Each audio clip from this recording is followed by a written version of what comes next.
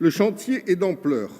En effet, ce projet de loi affiche une noble et grande ambition. C'est la séparation des pouvoirs et l'indépendance de la justice qui fondent l'État de droit.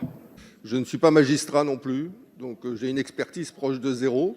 J'espère pour autant que je vais pouvoir m'exprimer dans cette enceinte, puisque, indépendamment de notre parcours professionnel, de notre diplôme, de notre classe sociale et même de l'endroit où on vient, puisque moi je viens de Nouvelle-Calédonie, donc c'est très exotique dans le Pacifique Sud, qu'on ait la capacité à s'exprimer, sans être ni humilié, ni rabroué, ni tensé par le gouvernement. Dans l'ensemble de nos compétences, nous avons la capacité à contrôler l'action du gouvernement. Donc, puisque l'expérimentation n'a pas été retenue, essayons d'encadrer de manière un petit peu plus stricte ces autorisations qui, désormais, pourront être délivrées pour un motif d'intérêt public. En motif d'intérêt public, où commence le spectre et où s'arrête le spectre, en fonction des époques, des personnes qui délivrent les autorisations. On essaye de restreindre ce champ du possible en s'appuyant sur le rapport du gouvernement lui-même, qui dit le motif d'intérêt public, c'est un projet éditorial, pédagogique ou culturel. Mais ça, éditorial, pédagogique ou culturel, c'est trop restreint. Il faut rester à motif d'intérêt public parce que c'est suffisamment open bar pour qu'on puisse autoriser un peu tout. Non, ça prouve bien que motif d'intérêt public, tel que défini dans le rapport du gouvernement, ce n'est pas celui qui est envisagé par le gouvernement aujourd'hui. Je m'excuse auprès du ministre, c'est un amendement non judicieux. Ce qui nous renvoie d'ailleurs à une phrase célèbre de l'un de nos collègues d'antan, qui avait déclaré dans cette enceinte, je crois me souvenir, « Vous avez juridiquement tort parce que vous êtes politiquement minoritaire ». Monsieur le ministre de la Justice, cette ambition, nous la partageons.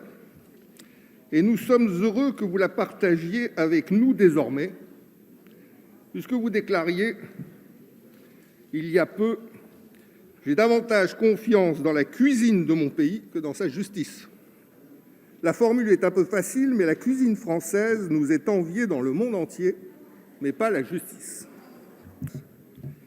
C'est une institution mal aimée par nos compatriotes. La seule institution plus mal aimée encore, ce sont les partis politiques. C'est dire l'ampleur du désamour à l'égard de la justice de notre pays. Projet de loi pour la confiance dans l'institution judiciaire.